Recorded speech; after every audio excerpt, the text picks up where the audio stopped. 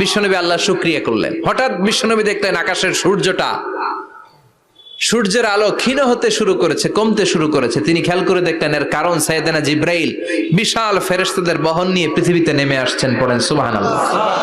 এসে বললেন, ইয়া রাসূলুল্লাহ, আমি 1,40,000 ফেরেশতা নিয়ে নেমে এসেছি। আপনি কি জানেন না, ঠিক একটু আগে মদিনাতে আপনার এক প্রিয় সাহাবা, তার নাম হচ্ছে মুআবিয়া ইবনে মুআবিয়া আল মুজানি, একটু আগে শেষ নিঃশ্বাস ত্যাগ করেছে।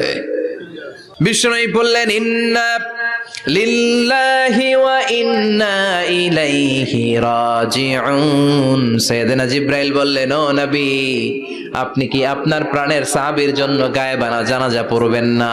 বিশ্বনবী বললেন, অবশ্যই পড়বো। গায়েবানা জানাজা চিনেন তো? এটা পড়া কিন্তু সুন্নাহ। সামনে লাশ নাই, কিন্তু আমি ইমাম, সবাই দাঁড়ালেন পেছনে, আল্লাহু আকবার, 4টা তাকবীর দিয়ে আমরা নামাজ পড়লাম, মৃত ভাইয়ের জন্য দোয়া করলাম। এটার বলে গায়েবানা জানাজা। সুবহানাল্লাহ পড়েন। বিশ্বনবী বললেন, অবশ্যই পড়ব।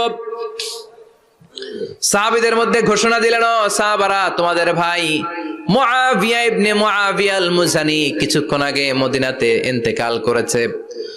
তোমাদের ভাইদের জন্য সবাই বাইরে বের হয়ে আসো, এই মুহূর্তে আমরা গায়েবানা জানাজা পড়ব। বিশ্বনবী প্রথম কাতারে দাঁড়ালেন, হাজার হাজার সাহাবারা লাইন ধরে দাঁড়ালো।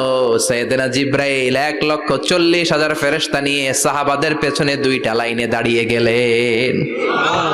প্রথম লাইনে 70,000, দ্বিতীয় লাইনে আরো 70,000, 1,40,000 ফেরেশতাদের বহর। আর সাহাবারা মিলে আল্লাহু আকবার বলে গায়েবানা জানাজা শুরু করলেন। নামাজ শেষ। বিশ্বনবী তো অবাক, ঘটনা কি? কোন সাহাবীর গায়েবানা জানাজায় তো ফেরেশতা নামে না আকাশের উপর থেকে। বিশ্বনবী জিজ্ঞেস করলেন, জিব্রাইল, কোন সাহাবীর গায়েবানা জানাজায় তোমরা আকাশ থেকে এত ফেরেশতার বহর নিয়ে নামো নাই? কি এমন আমল করেছে আমার মুআবিয়া? কি এমন ভালো গুণ ছিল, ভালো আমল ছিল, যার কারণে আরশের উপরে তার এত সম্মান, যার কারণে 1,40,000 ফেরেশতার বহর নিয়ে তোমরা দুনিয়াতে নেমে এসেছো?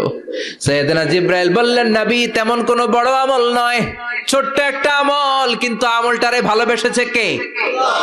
আপনার এই প্রিয় সাহাবী হাঁটতে বসতে চলতে ফিরিতে সব সময় পড়তো, কুল হুয়াল্লাহু আহাদ আল্লাহুস সামাদ লাম ইয়ালিদ ওয়া লাম ইউলাদ ওয়া লাম ইয়াকুল লাহু কুফুয়ান আহাদ। পড়েন আল্লাহু আকবার। আল্লাহু আকবার। এজন্য বেশি বেশি সূরাতুল ইখলাস তেলাওয়াত করতে রাজি আছেন তো?